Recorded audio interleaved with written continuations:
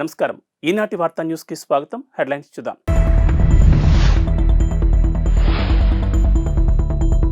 వైసీపీలో బుజ్జగింపుల పర్వం షురు. జగన్ నచ్చజెప్పిన నిర్ణయం మార్చుకోని పార్థసారథి.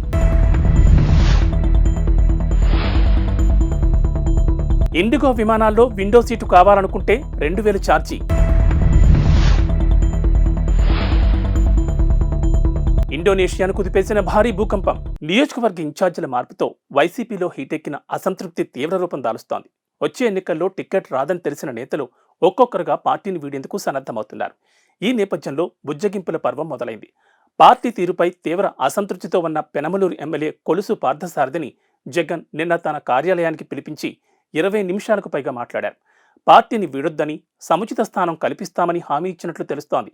అయినప్పటికీ ఆయన ముభావంగానే ఉన్నట్లు సమాచారం. వైసీపీ సాధికార బస్సు యాత్రలో పార్థసారథి ఇటీవల అందరి ముందు తన అసంతృప్తిని వెళ్లగక్కారు. జగన్ తనను గుర్తించకపోయినా పెనమనూరు ప్రజలు మాత్రం తనకు ఎప్పుడూ మద్దతుగానే ఉన్నారని పేర్కొన్నారు.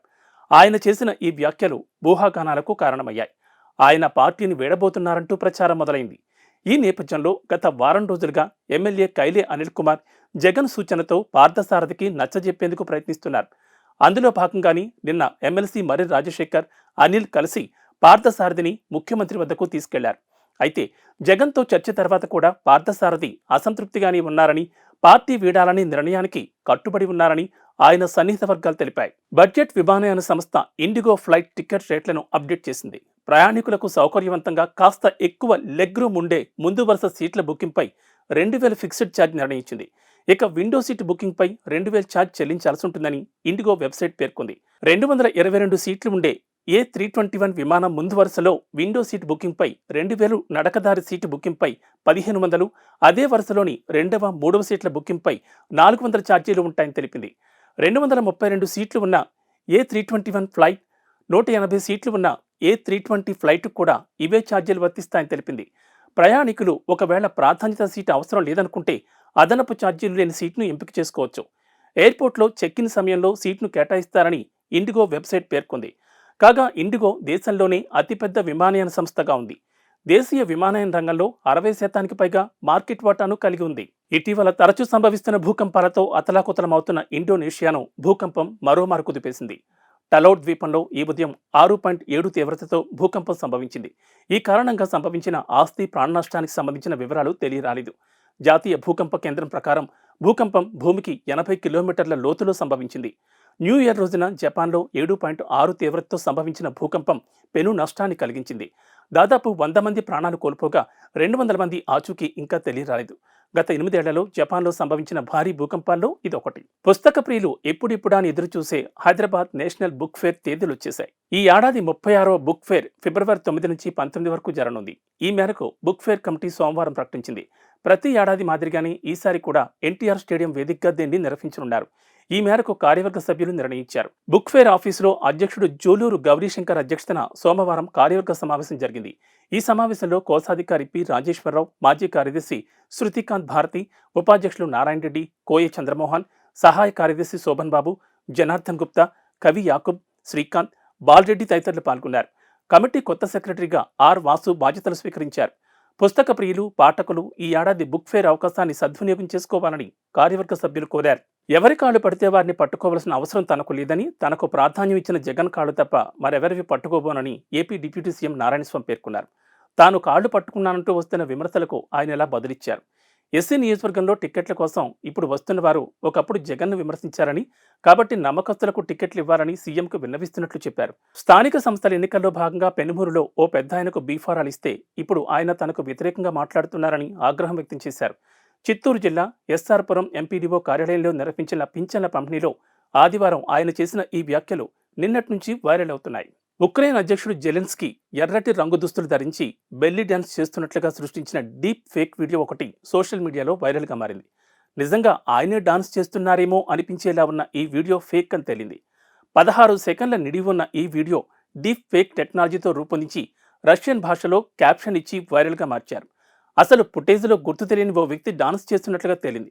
2020 నాటి పాత వీడియో అని తేలింది. డీప్ ఫేక్ వీడియోలో జెలెన్స్కీ ప్రజాస్వామ్యాన్ని అబాస్పాలు చేస్తున్నట్లుగా పేర్కొన్నారు. విధ్వంసకారుడిగా ముద్ర వేసే ప్రయత్నం చేశారు. కాగా రాజకీయాల్లోకి ప్రవేశించక ముందు జెలెన్స్కీ వినోద రంగంలో ప్రతిభను చాటుకున్నారు. పలు సినిమాల్లో నటించడంతో పాటు డాన్స్ షోల్లో కూడా పాల్గొన్నారు. అయోధ్య రామాలయ ప్రారంభోత్సవానికి శరవేగంగా పనులు జరుగుతున్న వేళ రామయ్యకు అత్తారింటి నుంచి కానుకలు వెలువెత్తున్నాయి. సీతాదేవి జన్మించిన నేపాల్లోని జనక్పూర్ నుంచి 3,000కు పైగా బహుమానాలు అయోధ్యకు చేరుకున్నాయి. వీటిలో వెండి పాదరక్షలు, ఆభరణాలు, దుస్తులు, వెండి విల్లు వంటివి ఉన్నాయి. జనక్పూర్లోని రామజనకి ఆలయ పూజారి రామ్ రోషన్ దాస్ వీటిని శ్రీరామ జన్మభూమి తీర్థక్షేత్ర ట్రస్టుకు అందించారు. 800 మంది భక్తులు 500 డబ్బాల్లో 30 వాహనాల్లో కాన్వాయ్గా ఈ బహుమతులను తీసుకొచ్చారు. వీటిలో పండ్లు, స్వీట్లు, బంగారు, వెండి వస్తువులు, డ్రై ఫ్రూట్స్, నేపాల్ సంప్రదాయ మిఠాయిలు వంటివి ఉన్నాయి. దేశంలో 2వ అత్యున్నత క్రీడా పురస్కారం అర్జున అవార్డు దక్కడంపై team India star pacer Mohammed Shami ఆసక్తికరమైన వ్యాఖ్యలు చేశాడు. అవార్డు దక్కడం ఒక కలగా అభివర్ణించాడు. ఈ అవార్డు దక్కడం ఒక కళ. జీవితకాలం మొత్తం గడిచిపోయినా చాలా మందికి ఈ అవార్డు దక్కదు. నాకు దక్కడం పట్ల చాలా సంతోషంగా ఉన్నాను, చాలా గర్వపడుతున్నాను. చాలా మంది క్రీడాకారులు ఈ అవార్డు అందుకోవాలని ఎదురుచూస్తారు, కానీ ప్రేక్షకులుగా మిగిలిపోతారు. చాలా మందికి నెరవేరని కళ ఇది అని షమి వ్యాఖ్యానించారు. మంగళవారం అర్జున్ అవార్డు స్వీకరించనున్న నేపథ్యంలో ఓ జాతీయ మీడియా సంస్థతో షమి మాట్లాడారు. ప్రస్తుతం గాయం కారణంగా ఆటకు దూరమైన షమి బెంగళూరులోని నేషనల్ క్రికెట్ అకాడమీలో వైద్య నిపుణుల పర్యవేక్షణలో ఉన్నాడు. చీలమండ గాయం నుంచి కోలుకుంటున్నట్లు షమి చెప్పాడు. ట్రైనింగ్ సెషన్లు కూడా మొదలుపెట్టానని, ఇంగ్లాండ్ టెస్ట్ సిరీస్ సమయానికి అందుబాటులోకి వస్తానని ఆశాభావం వ్యక్తం చేశాడు. కాగా మంగళవారం అర్జున్ అవార్డు స్వీకరించనున్న 25 మంది క్రీడాకారుల్లో ఏకైక క్రికెటర్ మహమ్మద్ షమి కావడం గమనార్హం. ఇక బీసీసీఐ ప్రత్యేక అభ్యర్థన మేరకు షమి పేరు అవార్డును నామినేట్ అయింది. కాగా భారత్ వేదికగా గత ఏడాది ముగిసిన వన్డే వరల్డ్ కప్లో షమి అద్భుతంగా రాణించాడు. కేవలం 7 మ్యాచ్లాడి 24 వికెట్లు తీశాడు. టోర్నమెంట్లో అత్యధిక వికెట్లు తీసిన ఆటగాడిగా నిలిచాడు. తెలంగాణ ప్రభుత్వం అభయహస్తం కింద ఇచ్చిన హామీల అమలుకు ప్రజల నుంచి దరఖాస్తులు స్వీకరించిన సంగతి తెలిసిందే. డిసెంబర్ 28 నుంచి జనవరి 6 వరకు ప్రజాపాలన పేరిట ప్రత్యేక కార్యక్రమం ఏర్పాటు చేసే ప్రభుత్వ పథకాలు పొందేందుకు అర్హులైన వారి నుంచి దరఖాస్తులు స్వీకరించారు. ఈ దరఖాస్తులు అందించేందుకు కొన్ని చోట్ల గంటల కొద్దీ క్యూలైన్లలో నిలబడి ఎన్నో వ్యయప్రయాసాలు కోర్చి తమ అప్లికేషన్లను ప్రజలు అధికారులకు అందించారు. అయితే ప్రజలు అంత కష్టపడి సమర్పించిన ప్రజాపాలన దరఖాస్తులు హైదరాబాద్లో నడి రోడ్డుపై ప్రత్యక్షమయ్యాయి. ఓ వ్యక్తి బైక్పై వాటిని తరలిస్తుండగా రోడ్డుపై ఎగిరిపడ్డాయి. వాటిని చూసిన స్థానికులు విస్మయం వ్యక్తం చేశారు. హైదరాబాద్ కూకట్పల్లి వై జంక్షన్ వైపు నుంచి వెళ్తుండగా బాలానగర్ వంతెనపై చిందరవందరగా పడ్డాయి. దీంతో ఆ బైక్పై ఉన్న వ్యక్తి కింద పడిన దరఖాస్తులను తీసుకుంటుండగా స్థానికులు గమనించారు. ఎవరో ర్యాపిడోలో బుక్ చేస్తే తాను తీసుకుని వెళుతుండగా అట్టపెట్టి తిరిగి దరఖాస్తులు రోడ్డుపై పడ్డాయని ఆ వ్యక్తి వివరించాడు. ఇతర వివరాలు తెలియదని చెప్పాడు. అట్టపెట్టిలో 500కు పైగా దరఖాస్తులుండగా వాటిపై హయత్ నగర్ సర్కిల్ పేరు రాసుంది. అసలు సంబంధం లేని ప్రాంతానికి అవి ఎందుకొచ్చాయన్నది ప్రశ్నార్థకమైంది. ప్రజాపాలన దరఖాస్తులు ఇలా నిర్లక్ష్యంగా ఓ చోటు నుంచి మరో చోటుకు తరలించడంపై ప్రజలు ఆగ్రహం వ్యక్తం చేస్తున్నారు.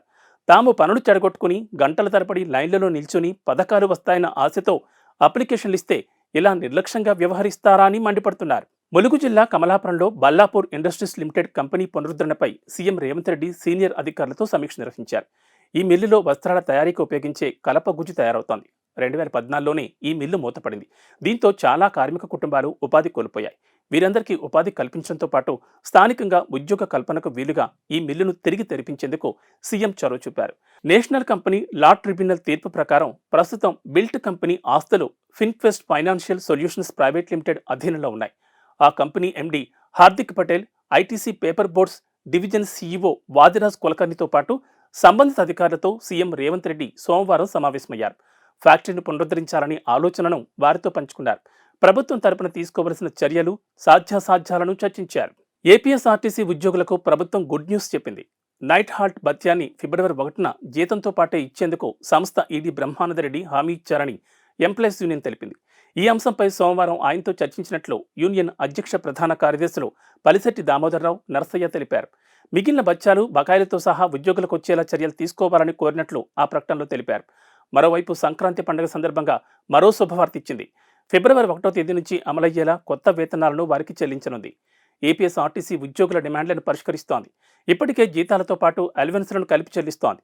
జనవరి 1వ తేదీ నుంచి ఈ విధానాన్ని అమల్లోకి తీసుకొచ్చింది. Night out, day out, overtime అలవెన్స్లను అప్పటి వరకు ఆలస్యంగా చెల్లిస్తూ వస్తోంది. కానీ ఆర్థిక పరిస్థితుల వల్ల అలవెన్స్లు చెల్లింపులు ఆలస్యమయ్యాయి. ఇవి బులెటిన్ విశేషాలు. నమస్కారం.